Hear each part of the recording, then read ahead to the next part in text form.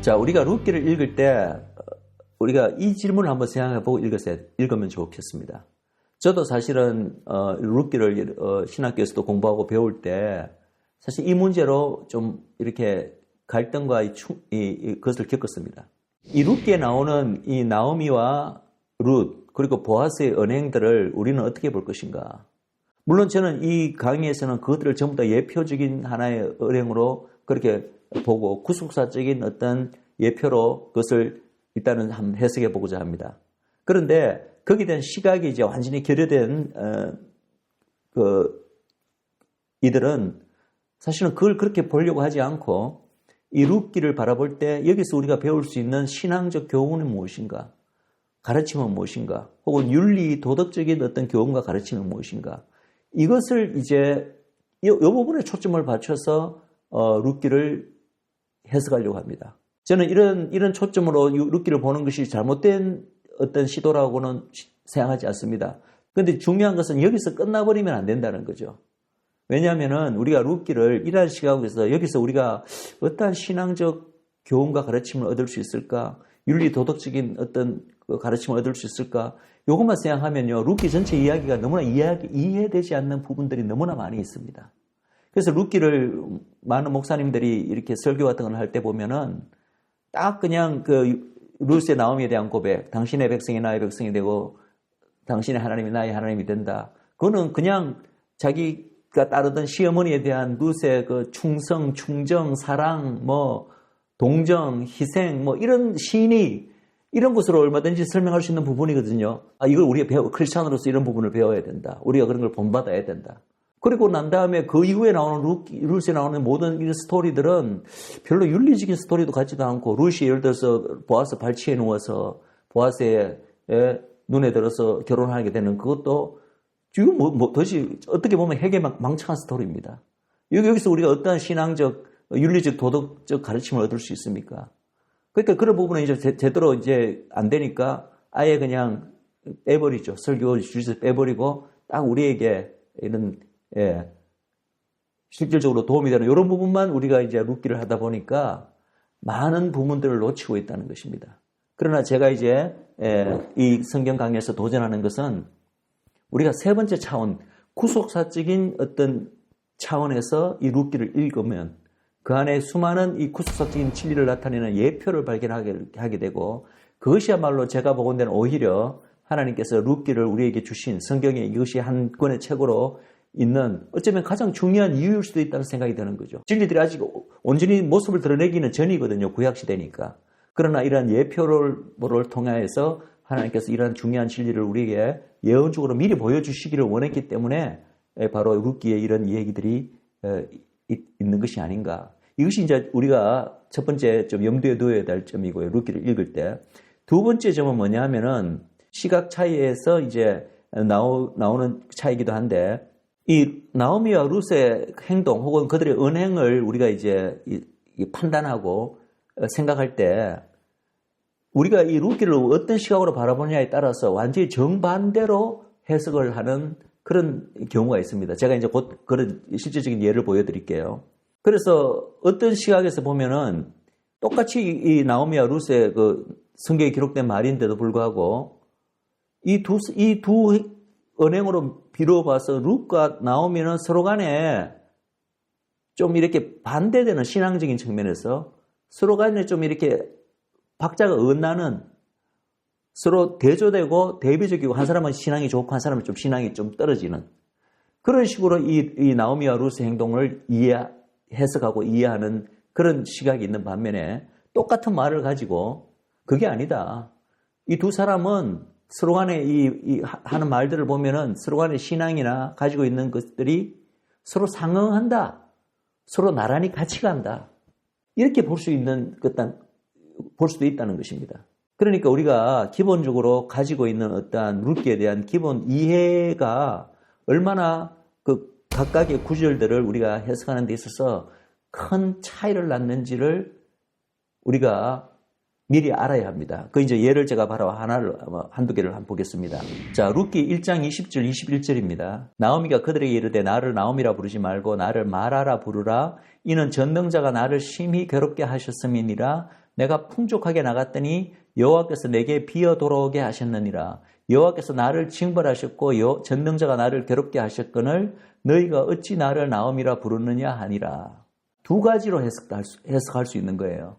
하나는 뭐냐면은 첫 번째 해석은 이 나오미의 이 말은 바로 자신을 지금 하나님 앞에 낮추고 있는 말이다. 자신이 당한 고난에 대해서 여호와를 원망하는 말이 아니라 오히려 여호와의 주권을, 그 고난을 허락하신 주권을 인정하고 오히려 그동안의 여호와의 그 기업의 땅을 떠나서 일종의 여호와를 순종하지 않았던 그들 스스로를 깨닫고 또 원망, 투정하는 말이라기보다는 겸허하게 자신을 하나님 앞에 낮추고 회개하는 회개의 고백이라고 볼 수가 있죠. 이 말을. 그죠? 그렇게 보는 시각과 하나는 현재 이 비참한 처지로 이렇게 만든 하나님에 대해서 지금 그것을 반항하고 그것을 하나님을 원망하는 말로도 볼 수 있는 거예요. 이 강의를 들으시는 여러분들은 이 두 시각 가운데 어느 쪽이 더 맞다고 생각하십니까? 결국은 이것은 이제 선택의 문제고 해석의 문제인데요. 전체 문맥을 이제 보고 또 판단을 해야 되겠지만 이 한 문장만 바라보고 본다면은 첫 번째로도 볼 수 있고 두 번째로도 볼 수 있는 가능성은 다 있습니다. 하나님의 그 징계로 열방 땅에서 온갖 험한 고난을 겪고 이제는 더 이상 낮아질 수 없는 처지로 낮아져서 이제 다시 여호와의 기업의 땅으로 돌아와서 이제 하나님의 그 어떤 구속사적인 역사가 일어나서 잃어버린 기업을 이 룻과 보아스의 결혼을 통해서 다 되찾게 되는 어떤 스토리가 바로 룻기 이야기라고 보는 입장에서는 첫 번째 시각이 맞는 거죠. 바로 이 나오미는 그런 이스라엘을 예표하는 것이고 그동안은 뻗대서 열방 땅에 비록 나갔을지는 모르지만 마지막 때 하나님께서 회복시킬 이스라엘은 하나님 앞에 충분히 겸손하게 낮아져서 자기들의 죄 때문에 하나님께서 그런 징계가 일어났음을 겸손히 깨닫고 그렇게 이제 고백하는 회개 고백을 하는 그런 이스라엘이 바로 이 나오미의 고백이라고 저는 보는 거죠. 그래서 저는 첫 번째가 맞다고 그렇게 생각합니다. 그러나 이러한 구속사적인 시각으로 이 룻기를 보는 시각이 없는 분들은 어떻게 생각하겠어요? 순전히 윤리적인 어떤 이런 그냥 이 나오미 룻의 이야기로만 인간들의 이야기로만 보면은 충분히 두 번째의 어떤 여호와에 대한 투정 고백의 시각으로 충분히 이 고백을 볼 수가 있겠죠. 자, 룻기 3장 1절 4절이 바로 아까 제가 잠깐 언급했던 회개한 어떤 조언을 이 나오미가 룻에게 주는 장면입니다. 그런즉 너를 목욕하고 기름을 바르고 의복을 입고 타작마당에 내려가서 그 사람이 먹고 마시기를 다 하기까지는 그에게 보이지 말고 그가 누울 때 너는 그가 눕는 곳을 알았다가 들어가서 그의 발치 이불을 들고 거기 누우라. 그가 내 할 일을 내게 알게 하리라. 과부 며느리에게 시어머니가 할 수 있는 그 조언으로서는 정말 해괴한 조언을 주는 것입니다.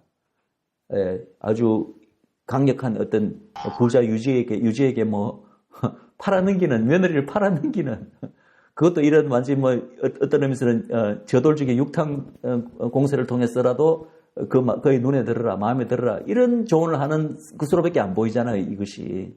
그럼 이제 이것을 우리가 이런 그 질문을 볼 때 우리가 세 가지 질문을 할 수가 있습니다. 자기도 지금 먹고 살 길이 막막하고 며느리를 또 어떻게 부잣집 그거로 첩이라도 들여보내서 한번 이 신세를 한번 고쳐보려는 그런 세상적인 동기 괴계로부터 나온 정말 비윤리적인 해괴망측한 조언인가? 이것이 첫 번째 보는 시각이고 두 번째 시각은 뭐죠? 이거는 사실 고대 유대 관습에서 이런 이야기를 하는 사람이 있어요. 고대 유대 관습에서는 이것이 별로 윤리적 비난성이 그렇게 있지 않은 하나의 그냥 관습적으로 이런 일들이 종종 있는 것이다. 그래서 어떤 과부가 어떤 새로운 남자를 만나서 재혼을 하게 될 때 이런 식으로 이렇게 어프로치를 하는데 이것이 그 당시 사회에서는 그렇게 손가락질을 받는 그런 일이 아닌 것은 그런 측면에서 이것을 봐야 된다라고 주장하는 사람도 있습니다.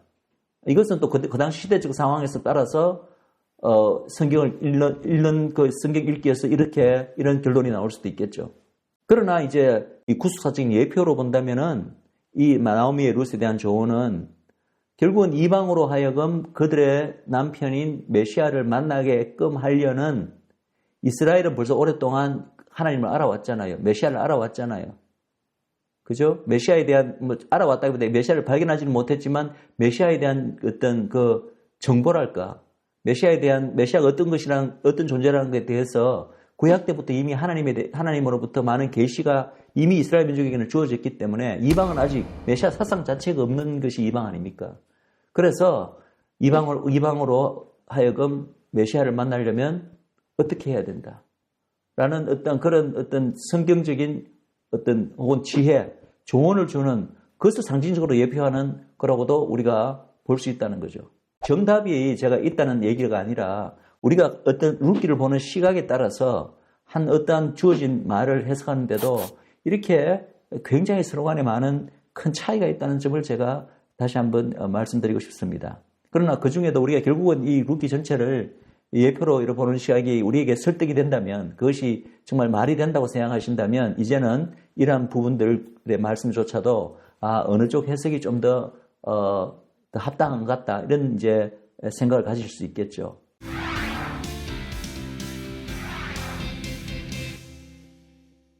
나오미가 이 남편의 기업이 약속된 땅, 즉 이스라엘 땅에 돌아왔을 그 무렵이, 그리고 룻이 보아스를 처음 만나게 되었을 때, 처음 이 땅에 막 돌아왔을 때는 보리 수확할 때라고 되어 있습니다. 1장 22절, 2장 23절.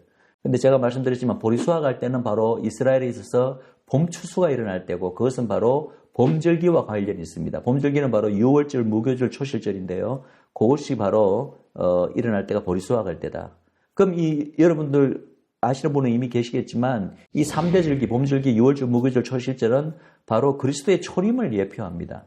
즉 참 신기하게도 이 룻기가 일어난 시작 부분의 사건은 바로 그리스도의 초림을 예표하는 봄절기 때 이 사건이 일어났다는 거죠. 이것 자체가 굉장히 예언적인 의미가 있습니다. 예수님의 그 초림의 성취, 즉 십자가 사건이죠. 십자가 사건이 이스라엘에게 대해서 가지는 의미가 무엇입니까? 이 부분에 대해서는 제가 앞에 여러 강의를 통해서, 특별히 새 언약의 중보 되신 유대인들의 왕 예수라는 그 강의를 통해서 제가 이 부분에 좀 깊이 우리가 공부한 적이 있습니다. 여러분들 한번 기억을 되돌리시기 바랍니다. 한번 되돌려 보시기 바랍니다. 그때 주님께서 십자가에서 이루신 사역, 즉 6월절에 이루셨잖아요. 십자가 사역은 곧 이스라엘로 하여금 그들의 잃어버린 유산을 궁극적으로 회복하는 것이 새 언약이 그들에게 성취될 텐데, 그것을 하기 위해서 이스라엘로 하여금 새 언약의 성취로 말미암아 그들이 하나님 앞에서 잃어버린 모든 그들의 기업, 축복의 약속들, 그들의 신분을 궁극적으로는 되찾을 수 있게 하기 위해서 새 언약의 중보가 되는 사역을 하신 것이 바로 예수님의 초림 사역이라고 제가 말씀드렸습니다. 그때 그 강의를 여러분도 한번 참조하시기 바랍니다. 그러니까 보세요. 지금 나오미의 상황은 그 자기의 유산을 잃어버릴 위기에 이 땅으로 돌아왔잖아요. 그런데 그 돌아온 시기가 어느 시기냐면 6월절인데, 그 6월절은 바로 장차 예수 그리스도가 나오미가 상징하는 이스라엘의 그 잃어버린 유산을 되찾을 수 있는 하나의 법적 근거, 즉 새 언약의 중보가 되심으로써 법적 근거를 마련한 때가 바로 이때인 거예요. 6월절인 거예요. 십자가 사역으로 말미암아. 그러니까 이것이 아주 긴밀한 연관이 있죠. 그리고 이것이 끝날 때는 언제입니까? 이 이야기 끝날 때는 오순절인데, 오순절은 또 어떤 일이 일어났다고요? 아까 이미 말씀드렸습니다. 이방이 마침내 이스라엘의 왕이었는데, 본래는. 그런데 그분이 바로 온 열방의 구원자가 되시는 그 남편인 예수 그리스도를 이방이 마침내 만나서 결혼하는 때가 바로 오순절 아닙니까? 정확하게 말하면 결혼식이라기보다는 일종의 약혼식을 올린 때가 바로 그때거든요. 그 오순절 때로서 이 이야기가 끝이 난다는 거죠. 그 이스라엘이 잃어버린 모든 기업을 회복할 법적 기초를 놓은 6월절, 그리고 마침내 열방 교회가 그리스도의 신부로서 그리스도와 결혼하게 되는 오순절, 그 사이 기간이 바로 이 룻기의 스토리 이야기가 있는 기간이라는 거죠.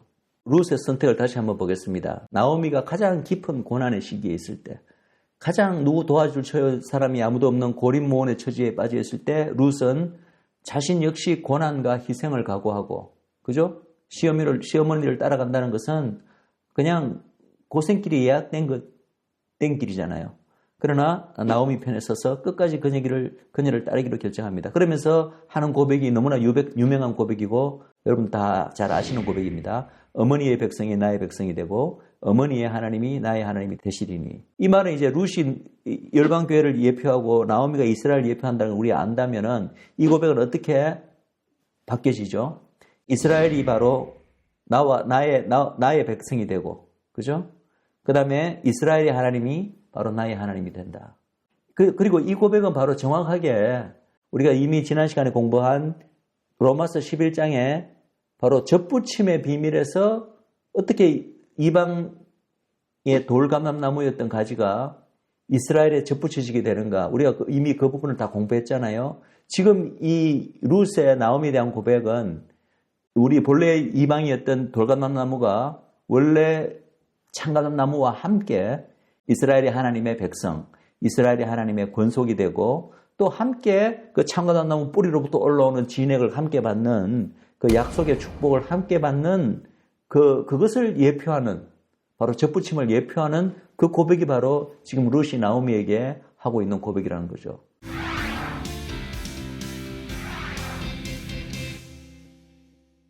또 하나 이 룻기에 나타나는 예언적 그림을 하나 보겠습니다. 바로 룻기 2장 10절에서 16절인데요. 이 부분은 바로 보아스가 룻을 처음 만나서 룻을 축복하는 얘기입니다.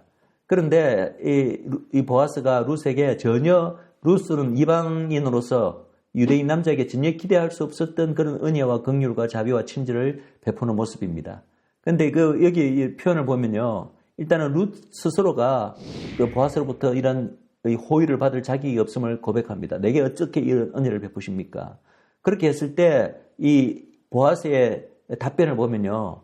여호와께서 내가 행한 일에 보답하시기를 원한다. 그리고 또 내게 언제나 상 주기를 원한다. 룻이 어떤 일을 행하길래 보아스가 보답하기를 원하고 또 상 주기를 원합니까? 이어서 보아스가 언급하는 룻이 한 일은 뭐죠? 시어머니 나오미에 대한 룻의 그 헌신과 희생과 끝까지 나오미 편을 들기로 한 그 일을 말하는 거잖아요. 그럼 이 말 자체가 굉장히 예표적 의미를 가지고 있는 걸 여러분들 아시겠습니까? 바로 보아스는 예수님을 예표하는 것이고, 그죠? 룻은 나오미는 각각 이방교회와 이스라엘을 예표하잖아요. 즉 뭡니까?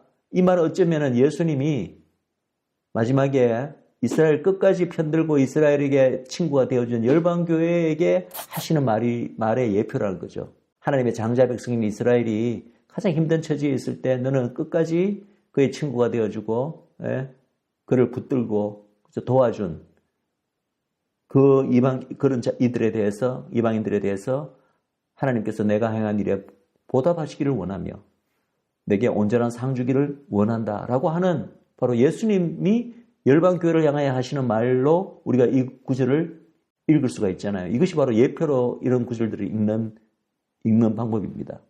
그리고 이 룻이 보아스에게 하는 고백을 보십시오. 내가 당신께 은혜에 있기를 원하나이다. 우리 교회가 늘 하나님 앞에 나아갈 때, 기도로 나아갈 때나 할 때 우리가 하는 고백이 뭡니까? 하나님 우리에게 은혜를 내려주시옵소서. 당신의 은혜를 우리가 있기를 원하나이다. 이 고백이 룻의 입에서 이 보아스를 향하여 나오고 있는 것도 의미심장합니다.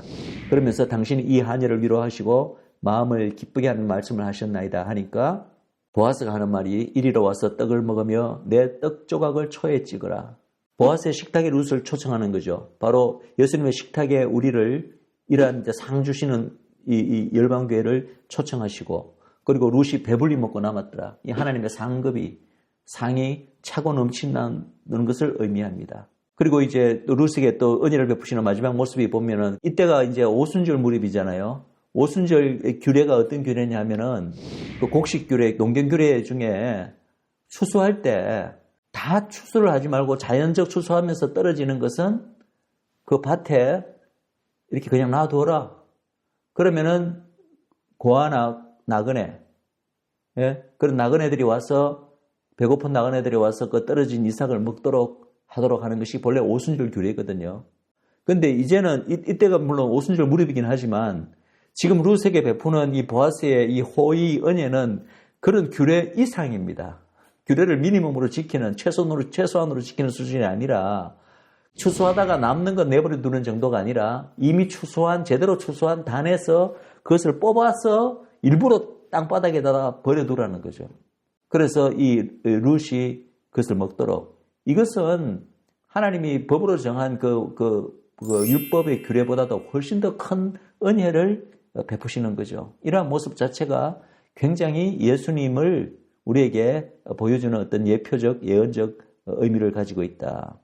그리고 아까도 제가 이미 언급했지만 보아스는 룻에게 그의 밭을 떠나지 말고 그의 소년, 소녀와 함께 머물 것을 권합니다. 2장 8절에 보아스가 룻에게 이르되 내 딸아 들으라 이삭을 주우러 다른 밭으로 가지 말며 여기서 떠나지 말고 나의 소녀들과 함께 있으라. 이것은 물론 보아스가 자기 밭에 그냥 머물러서 거기서 충분히 이삭을 많이 먹고 배불리 먹으라 이런 의미인데 이것은 이제 예언적으로 이 구절을 보면 우리가 어떻게 이야기할 수 있죠? 바로 보아스는 예수님을 의미하는 것이고 그리고 이 룻은 이 예수님의 은혜를 찾아 그 그늘 아래 날개 아래 들어온 그전까지는 하나님의 군소국이 될 수 없었던 이방 여인이잖아. 이방 교회를 의미하는데 바로 이 말씀은 그 교회에게 대해서 하나님께서 주시는 말씀입니다. 내 밭에서 떠나지 말라. 이 보아스의 원래 밭은 어디입니까? 그 본래 보아스는 예수님이고 유대인들의 왕이고 이스라엘의 왕이기 때문에 그 밭이라 하는 것은 사실은 이스라엘을 상징한다고 볼 수 있습니다. 근데 그 밭으로 은혜를 구하러 온 이 룻에게 내 밭을 떠나지 말고 나의 소녀들과 함께 머물러라. 이 말은 무슨 말이죠? 이스라엘을 끝까지 이스라엘과 함께 있으라는 얘기죠. 내 밭을 떠나지 말고 이스라엘과 끝까지 너희들이 함께 있어야 된다. 그것을 예언적으로 지금 하고 있는 것이 바로 이 보아스의 말이다. 이 룻이 그리고 보아스가 처음 만나게 되는 그 과정도 우리가 조금 이렇게 눈에 들어옵니다. 보아스는 사실 룻에게 이미 끌리고 있었다고 우리가 보아집니다. 이야기를 보면. 아마 룻이 아름다운 여인이었겠죠. 그럼에도 불구하고 사실은 보아스가 먼저 룻에게 손을 내밀지는 않습니다. 물론 많은 친절과 은혜를 베푸는 건 사실이지만 먼저 이렇게 어떤 결혼 관계에 있어서 남녀 간의 관계에 있어서 먼저 손을 내밀지는 않는다는 거죠. 룻이 먼저 행동을 취합니다. 물론 나오미의 조언을 받아들여서 그 발치에 눕는 굉장히 대담한 담대한 행동을 하는데 어쨌든 그 자체가 룻이 먼저 이니시티브, 먼저 행동을 취했다는 거죠. 이 보아스와 결국은 연결되고 보아스의 신부가 되기까지는. 그리고 룻과 보아스의 만남은 우리가 여러 이야기를 종합해 보면 굉장히 개인적인 만남이었고 또한 인격적인 만남이었다. 이것을 바로 교회와 우리의 주님 예수님의 만남으로 우리가 이것을 이제 예표한다고 본다면 그것도 우리가 굉장히 맞는 말이라는 거죠. 그리스도는 우리 모두를 사랑하시고 우리를 구원하시기 원하지만 그러나 최후에 우리가 그리스도의 신부가 되는가 안 되는가는 바로 그리스도께서 강권하지 않으신다 우리를. 우리의 의지를 강권하지 않으시고 결국 우리의 자발적인 믿음의 반응을 우리가 보이기를 기대하시고 기다리신다는 거죠. 그리고 우리와 그리스도의 만남은 철저하게 개인적이고 인격적인 만남을 가지게 됩니다. 이상 예표로 보는 룻기 첫 번째 시간을 이거로 마치고요. 두 번째 이야기는 바로 룻기 후반부의 이야기인데 어떻게 나오미가 룻과 보아스, 특별히 그들의 결혼을 통해서 나오미의 잃어버린 그 유산을 다 찾게 되는가 그 이야기인데 그것은 바로 이스라엘의 종말적인 회복과 직접적인 관계가 되어 있는 예표이기 때문에 그것은 우리가 두 번째 강의에서 우리가 다루도록 하겠습니다.